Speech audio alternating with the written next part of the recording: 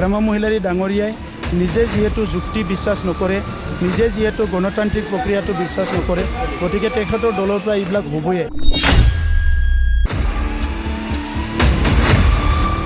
চাওক, BPFৰ আগৰ পৰাই নীতিটোৱে হৈছে মাৰপিট কৰা, হিংসা কৰা, এই নীতি দি আগতে চলি আহিছে। চাওক, BPFৰ আগৰ পৰাই নীতিটোৱে হৈছে মাৰপিট কৰা, হিংসা কৰা, এই নীতি দি আগতে চলি আহিছে। নৰ্মেল কথা কৈ, নৰ্মেল যুক্তি দি পেলাই, নৰ্মেল যিবিলাক স্কিম বা কিবা কিবি কৈ পেলাই তেখেতসকলে ৰাজনীতি কৰিবলৈ নাজানে। হাগ্ৰামা মহিলাৰী ডাঙৰীয়াই নিজে যিহেতু যুক্তি বিশ্বাস নকৰে, নিজে যিহেতু গণতান্ত্ৰিক প্ৰক্ৰিয়াটো বিশ্বাস নকৰে, গতিকে তেখেতৰ দলৰ পৰা এইবিলাক হ'বই। কিন্তু যোৱা 5টা বছৰত আমি এইটো এনেকুৱা হ'বলৈ দিয়া নাই, কোনো ধৰণৰ তেনেকুৱা পৰিৱেশ নাছিলে। এতিয়া এই নিৰ্বাচনত তেখেতসকলে অলপমান জীৱন মৰণৰ এটা মৰণপণ যুঁজ এটা লৈছে, গতিকে এটা দুটা হিংসা কৰিছে, এইটো একো ক্ষতি কৰা নাই আৰু আমি ইয়াক লৈ পেলাই একো চিন্তিত নহয়। বেছিকৈ হিংসা কৰিলে চবে জেলত যাব, কি হ'ব? গতিকে নিৰ্বাচনটো ভাৰতবৰ্ষত সবচে সৰ্বোচ্চ এটা প্ৰক্ৰিয়া। এই প্ৰক্ৰিয়াটো প্ৰশাসনে যেনেকৈ নহওক এইটো নিকাভাৱে স্বচ্ছভাৱে চলাই নিব লাগিব। আৰু আমাৰো সংগ্ৰামটো সেইটোৱে আছিলে যে গণতন্ত্ৰটো শক্তিশালী কৰিব লাগে। চ' এনেকুৱা সময়ত আজি যদি এই কথাবিলাক কয়, একো লাভ নহ'ব। এই কামবিলাক কৰিলেতো একো লাভ নহ'ব, মানুহে বেয়াহে পাব, হিংসাই। তো সেইটোৱে কথা যে মৰাণাস্ত্ৰৰ কথাটো কোকৰাঝাৰত ওলাইছিলে, এটা পৰিয়ালক যাই দম দিয়া, আৰু ঠায়ে ঠায়ে তেনেকুৱা কথাবিলাক ওলাই আছে। গতিকে প্ৰশাসন আৰু সক্ৰিয় হ'ব লাগিব। এনেকুৱা দলবিলাকতো চিৰদিনৰ কাৰণে বিদায় দিব লাগিব, নহ'লেতো গণতন্ত্ৰটো সদায় ভাবুকিত থাকিব লাগিব। যোৱাকালি এখন জনসভাত হাগ্ৰামা মহিলাই কিন্তু ট্ৰেক্টৰকে ভোট দিলে। ধন্যবাদ জনাইছোঁ মই। আৰু এনেকুৱা পৰিৱেশে আহি আছে। BTRৰ 35 লাখ জনগণৰ যদি মৰমটো ট্ৰেক্টৰৰ ফালে আহে, আৰু ইয়াতে বেলেগ ৰাজনীতি কৰাবিলাকতো এই পৰিৱেশতে থাকিব লাগিব। গতিকে ট্ৰেক্টৰে যিহেতু চবকো মৰম দিছে, শ্ৰদ্ধা কৰিছে, হৃদয়ৰ পৰা সেৱা কৰিছোঁ, গতিকে ট্ৰেক্টৰৰ ফালে মৰম আহিব। এইটো তেখেতৰ সপোন হৈ থাকিব। আৰু যিহেতু 17 বছৰ চৰকাৰত আছিলে, নিৰ্বাচন খেলিলে জিকিম, আকৌ মই চিফ হ'ম, কিবা হ'ম, এইটো ভাবি আছে তেখেতে। কিন্তু বড়োলেণ্ডৰ জনসাধাৰণ 17 বছৰৰ দুৰ্নীতি, অপশাসন, হত্যা, হিংসা, মদ, ভাং, জুৱা, গোষ্ঠীগত সংঘৰ্ষ, ভাতৃঘাতীয় সংঘৰ্ষ এইবিলাক পাহৰি যোৱা নাই। সেইকাৰণে হাগ্ৰামা মহিলাৰী ডাঙৰীয়াই নিজকে নিকা আৰু স্বচ্ছ বুলি ভাবাটো ভুল হ'ব। ৰাজনীতিত যোনে যিমান বছৰ পুৰণা হৈছে, তেখেতসকলৰ ইতিহাসটো সকলো ৰাইজে জানে। আজি ৰৌতা সমষ্টি আমাৰ আগৰ পৰাই ভাল এটা সমষ্টি। যোৱাবাৰো আমি বিপুল ভোটত বিজয় হৈছোঁ আৰু এইবাৰতো ডাবল ভোটত বিজয় হ'ব। ৰৌতা সমষ্টিত আমাৰ বহুত কাম হৈছে। ডক্টৰ নীলোৎ স্বৰ্গীয়াৰী ডাঙৰীয়াই বহুতখিনি ৰাস্তা ঘাট, দলং কাম কৰিছে, মন্দিৰৰ কাম কৰিছে, ৰাইজৰ লগত সদায় আছে, আৰু সেইকাৰণে চবে গ্ৰহণ কৰিছে। আৰু UPPL পাৰ্টিক ৰৌতা সমষ্টিৰ ৰাইজে খুব ভালকৈ গ্ৰহণ কৰিছে। আৰু সেইকাৰণে আজি আপোনালোকে দেখিছে এটা সমষ্টিৰ মিটিঙত কিমান হাজাৰ হাজাৰ মানুহ ওলাই আহিছে।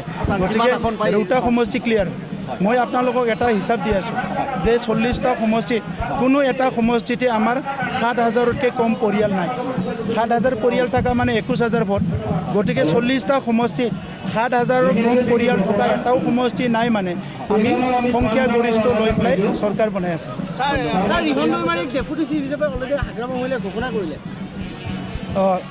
আপুনি দেখা পাইছে যে আমাৰ তিব্বতৰ যিসকল আছে এক্সাইল, তেখেতসকলৰো চৰকাৰ আছে। চ' তেখেতৰো প্ৰধানমন্ত্ৰী আছে। দেশ নাই কিন্তু প্ৰধানমন্ত্ৰী আছে। গতিকে হাগ্ৰামা মহিলাৰী ডাঙৰীয়া ইলেকশ্যনত নিজিকিলেও এটা তেখেতসকলৰ দুনিয়াত সাহস লৈ জীয়াই থাকিবৰ কাৰণে চৰকাৰ নাথাকিলেও চিফ ডেপুটি চিফ বনাই অলপ তেনেকৈ কেইদিনমান আৰু হয়তো আগুৱাই যাব। ছেটিছফেকশ্যন লৈ অলপমান। আজি ছাৰ আপুনি আৰু এটা কথা কৈছে, ৰাষ্ট্ৰীয় দল আৰু আঞ্চলিকতাবাদ দল, কিন্তু আঞ্চলিকতাবাদী দলে যেতিয়া শাসন কৰিব ভাল হ'ব বা মাটিৰ অধিকাৰ পাব, এই ক্ষেত্ৰত চাওক, মই আঞ্চলিক দল বা ৰাষ্ট্ৰীয় দল নহয়, UPPLৰ কথা কৈছোঁ যে 1947 চনৰ পৰা যিসকল বসবাস কৰি আছে সেই মানুহবিলাকো মাটিৰ অধিকাৰ পোৱা নাই। আমি পৰ্বতজৰাত সিদিনা মাটি যেতিয়া অধিকাৰ দিবলৈ গৈছিলোঁ, 74 ইয়াৰ্ছ হোৱা মানুহে মাটিৰ পাট্টা ল'বলৈ আহিছে। দিহিৰাত 1950 চনৰ মানুহে সিদিনা মাটিৰ পাট্টা ল'বলৈ আহিছে। গতিকে আমাৰ চৰকাৰটোতো 5 বছৰেই হৈছে, তাৰ আগৰ চৰকাৰখিনি কি কৰি আছিলে?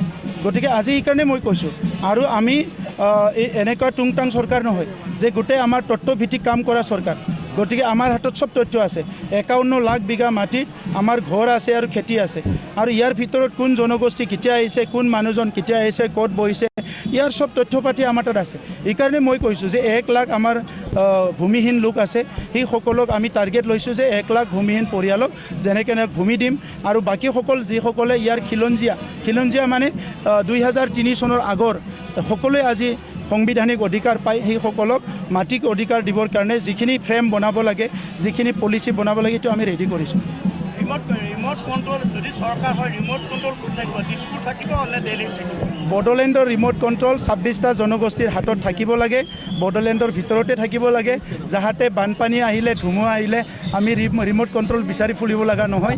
এইকাৰণে মই কৈছোঁ যে ৰিম'ট কণ্ট্ৰলটো বাহিৰত যাব নালাগে, ৰিম'ট কণ্ট্ৰলটো বড়োলেণ্ডতে থাকিব লাগে আৰু 26টা জনগোষ্ঠীৰ হাতত থাকিব লাগে। কালি আচলতে নিৰ্বাচনী ইস্তাহাৰ বিজেপিয়ে প্ৰকাশ কৰিলে, তেওঁলোকে VCDC নিৰ্বাচন পতাৰ কথা ক'লে, মাটিৰ যি সমস্যা আছে সমাধান কৰাৰ কথা ক'লে, কিন্তু অধিকাংশ মাটিয়ে আচলতে যদি চোৱা যায় যে আপোনাৰ ট্ৰাইবেল ব্লক এণ্ড বেল্টত পৰি আছে, গতিকে এই ক্ষেত্ৰত কিন্তু কোনো স্পষ্ট নীতি নাই।